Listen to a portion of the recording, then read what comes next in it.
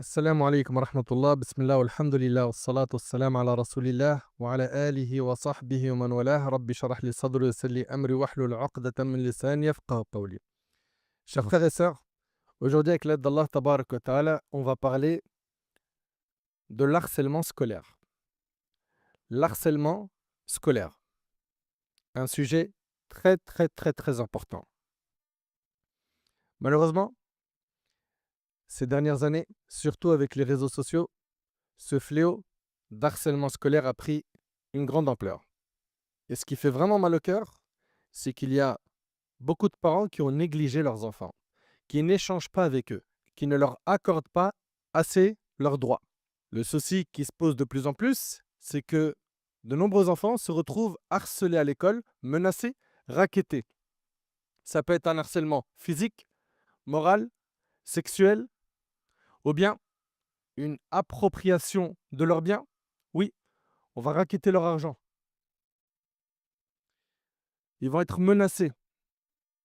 Certains ont déjà entendu: «Demain, tu ne me ramènes pas telle somme d'argent, tu vas voir». Et en fait, c'est quoi le harcèlement? Un élève qui subit de manière répétée des violences verbales, morales ou physiques de la part d'un ou plusieurs autres élèves, ça, c'est un harcèlement scolaire. D'accord? C'est quand, j'insiste beaucoup sur ce point, il subit de manière répétée. Il subit de manière répétée des violences verbales, morales ou physiques. Il s'agit d'une infraction punie par la loi.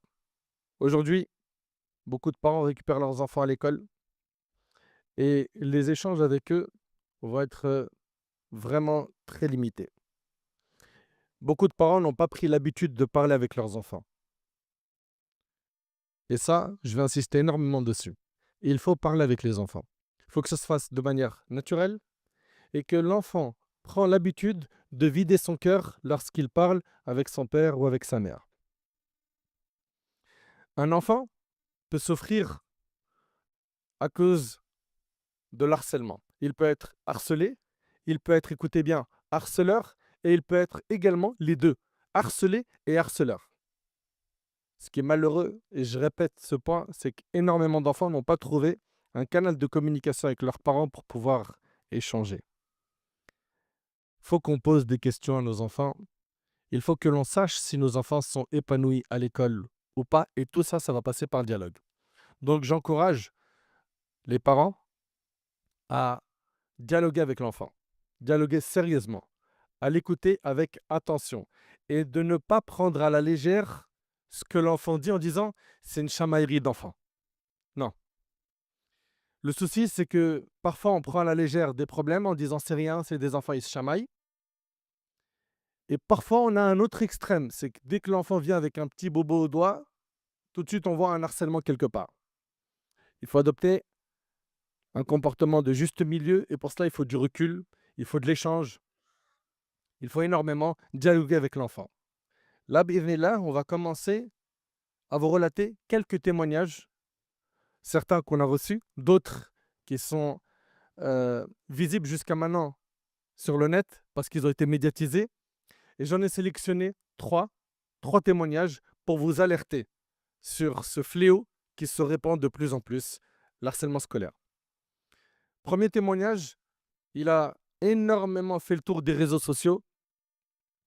C'est un enfant, sa vidéo, elle a vraiment fait le tour à son époque, qui dit qu'il a 7 ans et qu'il dit que depuis l'année dernière, il y a un petit garçon qui le tape tout le temps. Il a 7 ans. Il y a un petit garçon qui le tape tout le temps et il dit aujourd'hui, c'est mon petit frère qui tape. J'ai dit à maman que j'ai envie de rejoindre le bon Dieu, de mourir. Il dit, j'en ai marre de ce petit garçon, il n'arrête pas de me taper tous les jours. J'ai envie de rejoindre le bon Dieu pour toujours. J'ai envie qu'il arrête de me taper. Voilà ce qu'il a dit.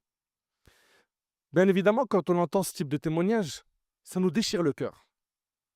Et il est impératif qu'on prenne nos responsabilités en discutant avec nos enfants et surtout en les prévenant que dans le cas où ils sont harcelés, il faut qu'il y ait quoi?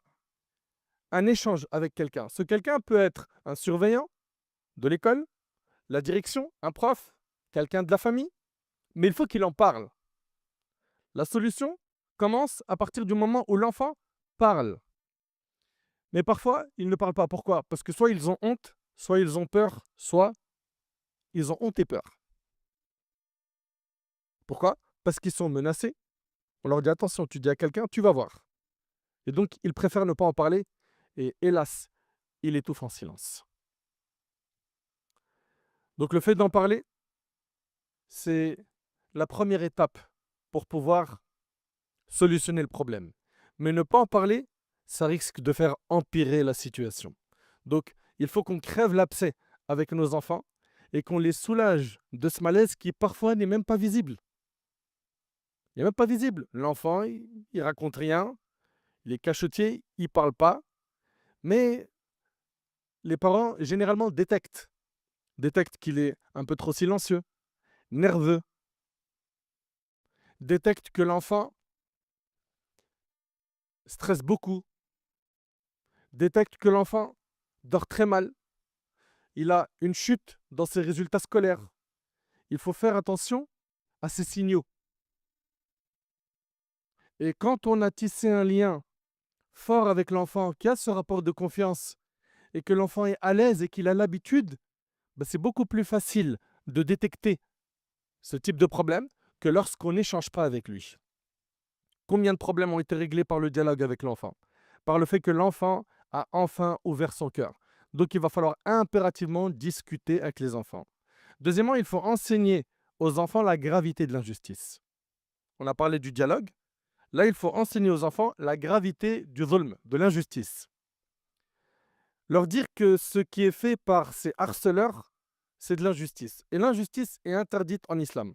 Allah nous dit dans un hadith qudsi: ô mes serviteurs, je me suis interdit l'injustice et je l'ai rendue interdite envers vous-même, ne soyez pas injustes. Allah, notre Seigneur, notre Maître, le Créateur, il s'est interdit l'injustice et il l'a interdit entre nous. C'est interdit d'être injuste. De même, le prophète sallallahu alayhi wa sallam a dit, et j'attire votre attention sur ce hadith, qui doit être appris, compris et enseigné.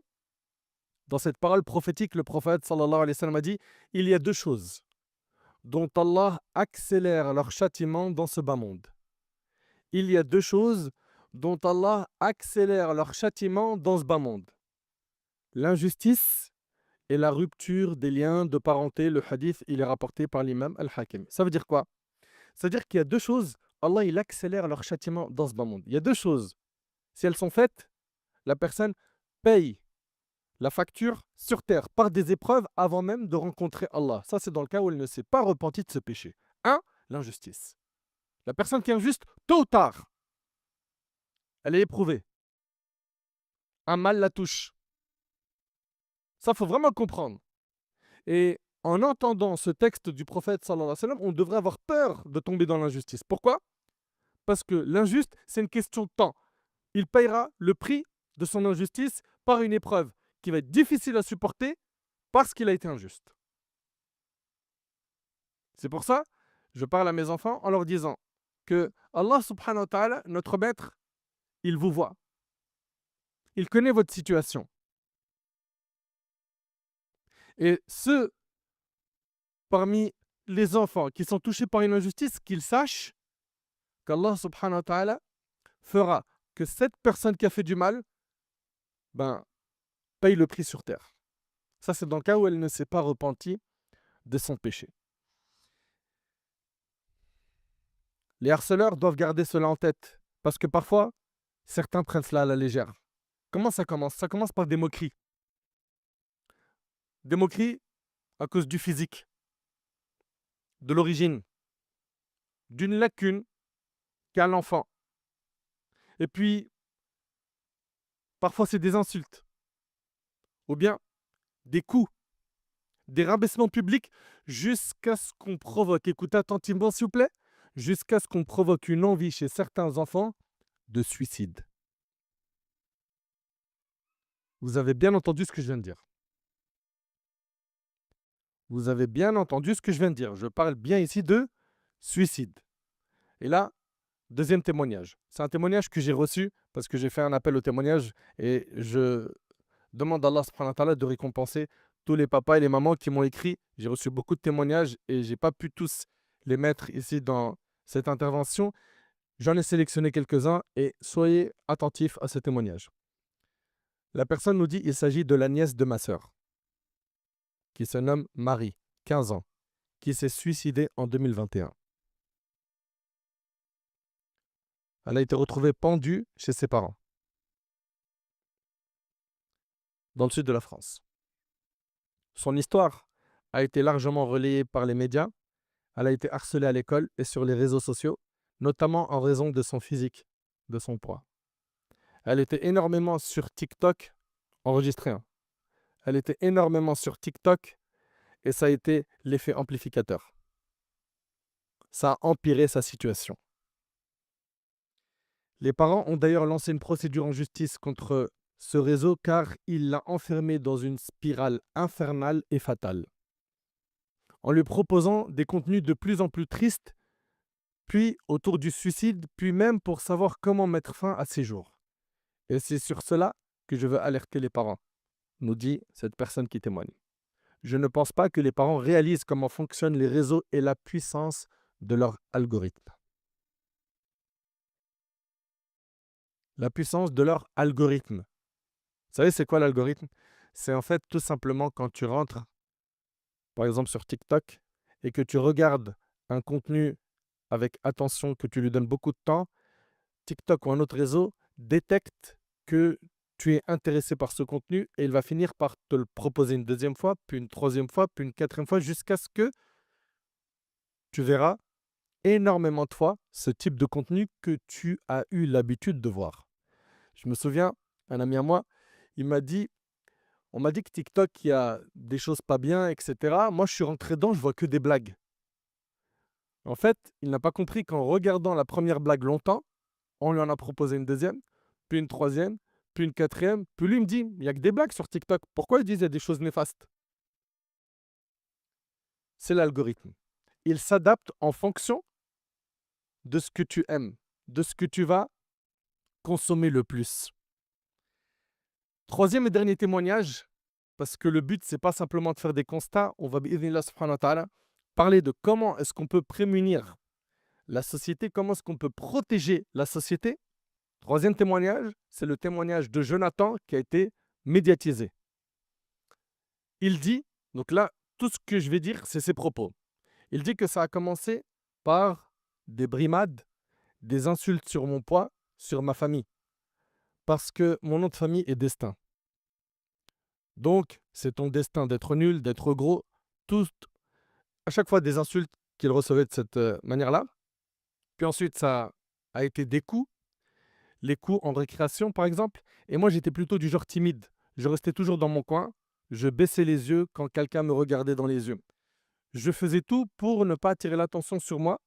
Après, c'était une personne qui au début lui faisait du mal, puis après deux, puis trois, et au final, ça pouvait être toute la classe qui commençait à me jeter des stylos dans la tête et des coups de compas dans le dos et des insultes. Et quand il se retournait pour voir qui avait fait ça, la prof le voyait retourner et c'était lui qui avait un mot sur le carnet. Pourquoi? Parce que c'était lui qui s'était retourné pour voir qui lui a lancé un stylo. Et au final, la plupart du temps, il dit c'est moi qui étais puni. Et il dit un jour, ils m'ont mis un revolver, un pistolet sur la tempe. Et ils m'ont demandé la somme de 100 euros. Et ils m'ont dit si demain tu ne les ramènes pas, on te tuera. On fera la peau à ta famille. On sait où tu habites. Un jeune qui reçoit ce choc, il prend ça au sérieux. Jonathan a décidé de mettre fin à ses jours en s'immolant par le feu. Ce que je vous dis là, vous le retrouvez sur le net. Il dit, je suis parti avec un sac à dos avec de l'alcool à brûler, un briquet et rien d'autre. J'ai été le long du canal. Il y a un petit terrain vague où il y a de l'herbe, des arbres, et voilà. Il dit, c'est là où il y a un fleuve. Et là, quand il n'y avait plus personne, j'ai pris la bouteille d'alcool à brûler, que je me suis aspergé le torse. Et en fait, il pensait que son cœur, il allait brûler rapidement et qu'il allait en fait mourir. J'ai allumé avec un briquet et là, j'ai vu les flammes qui commençaient à monter. Il dit elle faisait à peu près 2 mètres de haut. Je me suis relevé, j'ai marché une bonne centaine de mètres avec les flammes sur moi, et là, j'ai plongé dans le fleuve près de chez moi. Et quand il a fait le reportage, on voit les traces de brûlure sur son corps, sur son visage. On les voit. Et ça a commencé par quoi? Par on se moque, on insulte, l'effet de groupe se crée, et à la fin, on détruit une vie. C'est pour ça, je vous invite, chers enfants, à ne jamais de la vie participer à ces injustices qui sont minimisées, qu'on prend à la légère. On se dit, ah, c'est pas grave, c'est pour rire. On le vanne. Ah, c'est rien, on est en train de le charrier un petit peu. Mais lui, ça a commencé comme ça. Toi, t'accepterais, toi, qu'à cause du mal que t'as fait à une personne, tu lui as tellement fait du mal qu'il a pris de l'alcool à brûler, un briquet, et qui s'est brûlé le corps? Toi, t'aimerais être la cause de ça? Il faut savoir mesurer les conséquences de nos actions. Quand tu fais une action, il faut savoir que ça peut aller derrière très loin. Et Jonathan, il dit, faut absolument parler en fait. Parce que c'est ça qui sauve un enfant. Il dit, une personne victime de harcèlement, c'est ça qui la sauve. Il dit, parler à quelqu'un en qui on a confiance. Peu importe, un ami, un proche, un professeur ou une infirmière du collège. Il faut savoir qu'on n'est pas seul quand on se fait harceler. Aujourd'hui, je ne passe pas encore dans les écoles. Donc Jonathan ici, il dit qu'il ne va pas encore dans les écoles pour prévenir les gens du danger du harcèlement. Il dit c'est ma mère qui le fait parce que moi, je ne me sens pas encore assez capable de parler à des adolescents. Mais je vois quand ma mère parle dans les écoles, ça sauve des vies. Ça sauve des vies. Parce que je pense que plus on va en parler, mieux ça sera. Ça va faire bouger les choses. Fin de ce qu'a dit Jonathan dans son témoignage. Tout comme vous, mon cœur saigne après avoir entendu ce témoignage. C'est de la pure injustice. Et tous ceux qui assistent à cette injustice et qui restent silencieux, je vous pose une question. Comment est-ce que vous pouvez accepter de voir quelqu'un se faire maltraiter et vous restez silencieux? Sachez une chose, vous qui êtes témoins, les témoins, que votre silence est une complicité passive des harceleurs. Quand on garde le silence face à un harcèlement, eh ben, on est complice. Vous les témoins, votre rôle est immense. Il faut que vous puissiez en parler. Mais qu'est-ce qui vous empêche de parler? Généralement, c'est quoi? On va me traiter de balance. Vous l'avez dit en cœur. On va me traiter de balance. Faites-le de manière anonyme. Allez voir les professeurs, allez voir la direction, allez voir les surveillants, allez voir quelqu'un qui peut changer ce mal. Et dites-lui, j'aimerais que mon nom ne ressorte pas. D'accord? Car, voilà, je connais les harceleurs, ça peut, voilà, me nuire, mais il faut témoigner. Il faut témoigner. Parce qu'en témoignant, vous pouvez sauver des vies. Vous m'entendez? Parce qu'en témoignant, vous pouvez sauver des vies. Et puis, vous allez avoir des récompenses. Parce que vous allez aider quelqu'un à sortir d'une épreuve. Allah, il va vous donner beaucoup de récompenses. Vous êtes responsable, vous avez une part de responsabilité. On voit une injustice, on ne peut pas se taire. Comment est-ce qu'on peut avoir une classe complète qui se moque, qui dénigre quelqu'un pour son physique? Ou vous savez, des fois, pourquoi on va critiquer ou se moquer d'une personne? Parce qu'elle est trop intelligente. Et on va l'harceler. Comment ça? Oui, j'ai reçu un témoignage d'une maman qui dit ma fille est la première de la classe et elle se fait harceler par les élèves de sa classe qui lui envoient les devoirs et qui lui disent fais-moi les devoirs.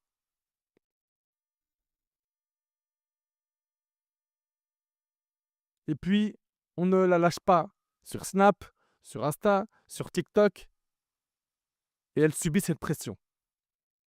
Les enfants, malheureusement, se retrouvent à avoir des harceleurs sur le dos qui ne les lâchent pas.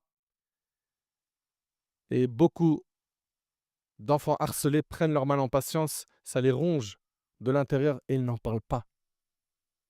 Quelles ont été les conséquences de ce harcèlement? 1. Perte de confiance en soi. L'enfant n'a plus confiance en lui. 2. Anxiété, stress, troubles du sommeil, difficultés scolaires. Il avait des facilités, il se débrouillait plutôt bien, elle se débrouille plutôt bien, puis d'un coup on ne comprend pas. Ça, c'est des signaux qui doivent vous mettre en alerte. Également, l'isolement. L'isolement. Il s'isole, il ne parle plus à personne. L'enfant devient silencieux. Un parmi les parents m'a dit, il est important que les parents se mettent en alerte à partir du moment où il ne parle plus, il s'est éteint. On ne le reconnaît plus. Il ne parle plus, il ne participe plus à un échange de famille. Il est dans son coin, avec un moral abattu. Tout ça, c'est des signaux. Il est en train de crier en silence. Il est en train de crier en silence. Également, les dépressions, la somatisation, les idées suicidaires. Ça, c'est les conséquences du harcèlement. Concluons cette intervention par les conseils pratiques. 1. Les réseaux sociaux. À surveiller de près. Si être sur les réseaux sociaux est nécessaire pour votre enfant, un contrôle parental, barakallahu fikoum. Un contrôle parental. Une application que tu vas mettre qui te permet de savoir, il échange de quelle manière, il cherche quoi, il regarde quoi, d'accord? De temps en temps comme ça, faire un check, c'est hyper important. C'est hyper important. Donc, les réseaux sociaux, dans la mesure du possible, les éloigner au maximum du smartphone. D'accord? T'en auras pas jusqu'à un certain âge. Après, chaque parent voit en fonction de sa situation, du besoin. Parfois, il en a besoin parce qu'il va aller au sport, etc. Il a besoin de savoir il est où, etc. Très bien. Pourquoi un smartphone avec Internet? Okay? S'il y a réellement besoin d'Internet pour un enfant, un contrôle parental. D'accord? Donc, il faut être très, très, très vigilant par rapport au contenu que les enfants consomment sur le net. 2. Être attentif aux signes de malaise. Observer les changements de comportement chez son enfant. Il s'isole. Dépression. Refus d'aller à l'école. Maman, je ne veux plus aller à l'école. Dans ces cas-là, il faut prendre contact avec l'école et poser des questions au professeur, à la direction, etc. Parmi également les signes de malaise, il s'énerve très vite, il devient agressif. Il faudra être à l'écoute de l'enfant, prendre au sérieux ses silences ou son repli. Donc on a dit 1, surveiller attentivement les réseaux sociaux, dans le cas où il y a réellement besoin qu'il ait un pied dedans. 2, être attentif aux signes de malaise. 3, apprendre à accueillir les émotions de l'enfant. Aider l'enfant à exprimer ce qu'il ressent sans minimiser. Et je vais vous dire quelque chose. Souvent, quand on parle avec l'enfant, on a une tournure un petit peu d'interrogatoire. Non. Faut éviter la tournure interrogatoire. Parce que ce que ça peut provoquer, c'est quoi? C'est que l'enfant, il se braque. Il n'aime pas l'interrogatoire. Trop de questions. Alors, quelqu'un t'a embêté? Qui t'a fait quoi? Est-ce que quelqu'un t'a tapé? Est-ce que quelqu'un t'a insulté? Cette tournure-là n'est pas appréciée par un enfant. Privilégiez des moments déjà où on n'a pas de contact visuel avec l'enfant, c'est-à-dire l'enfant parle plus facilement quand il n'a pas de contact visuel. Je suis en train de conduire dans la voiture, il est derrière moi et on parle. Il va avoir une facilité à ouvrir son cœur. Ou bien, avant de dormir. Discussion donc sans avoir un contact visuel, c'est mieux. Prendre l'habitude de parler tous les jours avec son enfant, même des sujets lambda. Parce que le fait de faire ça tout le temps, l'enfant finalement, quand tu vas venir lui parler, il ne va pas se dire « Attends, c'est bizarre, pourquoi il me parle aujourd'hui ?» Et il peut se braquer. Nous, on veut éviter qu'il se braque. Donc, on va Prendre cette habitude de parler avec l'enfant tout le temps. Éviter la manière directe quand on veut creuser des sujets sensibles. D'accord? Comme ça, mon propos il est bien clair. Quand on veut creuser des sujets sensibles, non, évitez ça. On va plutôt tourner les choses différemment. Alors aujourd'hui, quel a été le meilleur moment de ta journée? Et vide son sac. Il parle. OK? Et quel a été le moment le plus mauvais de ta journée? T'as joué avec qui? Ah, tu l'aimes bien? C'est tes meilleurs amis? Est-ce que dans ta classe, il y a des enfants qui se font embêter? Là, ici, on n'est pas en train de lui dire: «Est-ce que quelqu'un t'embête?» On lui dit: «Est-ce que dans ta classe, il y a des enfants qui se font embêter?» Et voilà, l'enfant peut se retrouver facilement à dire: «Oui, un tel, d'ailleurs même moi». OK? Et il faudra impérativement, lorsque l'enfant vide son cœur, qu'on valide l'émotion avec l'enfant.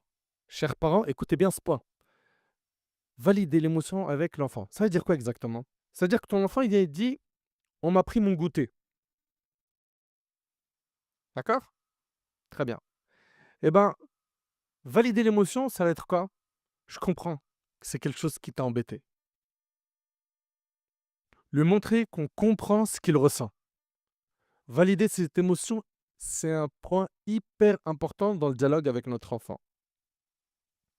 Il faut valider ce qu'il ressent avant de lui proposer une solution.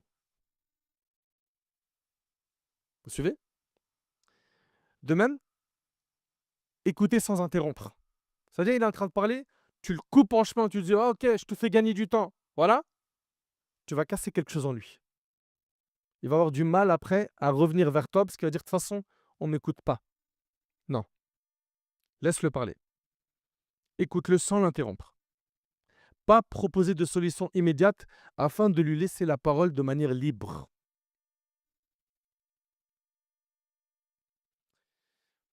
Également, parmi les solutions, et là je suis très précis, dans les cas de force majeure, changer d'environnement si possible, car ce n'est pas toujours évident de changer d'environnement. Lorsque le contexte est toxique, envisagez de changer d'école, je répète, si c'est possible. Voire même de quartier si c'est possible, car il est possible que l'endroit dans lequel on vit contribue à détruire notre enfant. J'ai bien dit encore une fois, dans la mesure du possible et en fonction du cas de force majeure que j'ai devant moi.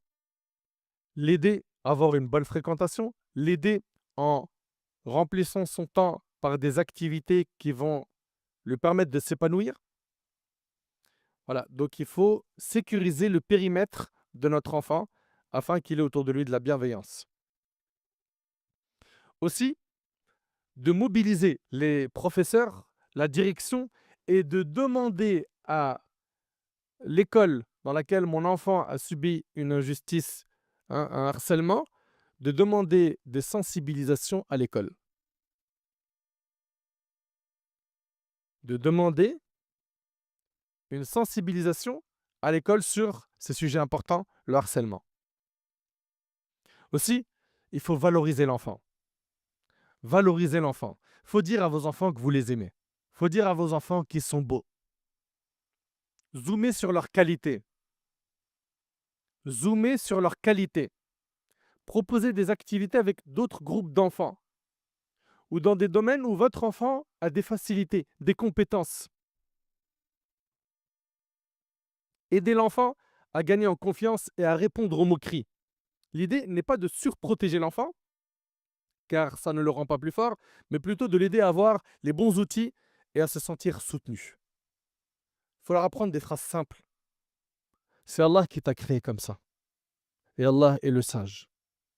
Il faut accepter le destin d'Allah. Garde en tête qu'Allah est toujours avec toi. Il est avec ceux qui font preuve de piété, qui obéissent à Allah. Sache qu'après la difficulté vient toujours la facilité. Leur enseigner l'importance des invocations, afin qu'ils tournent leur cœur vers Allah en l'invoquant dès que ça se passe mal. Ne pas comparer avec il y a pire ailleurs. Éviter la minimisation de l'affaire. Mettre plutôt l'accent sur les capacités et les forces de l'enfant. éduquer l'enfant à la différence. C'est-à-dire quoi? Que dans le monde, les enfants ne vivent pas tous pareil. Il y a des différences entre les enfants. Donc les éduquer à la différence, le respect de l'autre. Leur enseigner que les enfants ne sont pas tous pareils. Et la différence est normale et fait partie du monde. Le dernier point, c'est la gratitude vis-à-vis d'Allah. Bien sûr, on va adapter en fonction de l'âge. D'accord? Enseigner aux enfants qu'il faut remercier Allah parce qu'il nous a donné des capacités. Il t'a donné des capacités, mon enfant. Ok? Voilà, la gratitude doit être concrète. Remercie Allah car tu as telle facilité, tel cadeau qu'Allah t'a donné, que d'autres n'ont pas, etc. Et de cette manière-là, on est en train de valoriser l'enfant.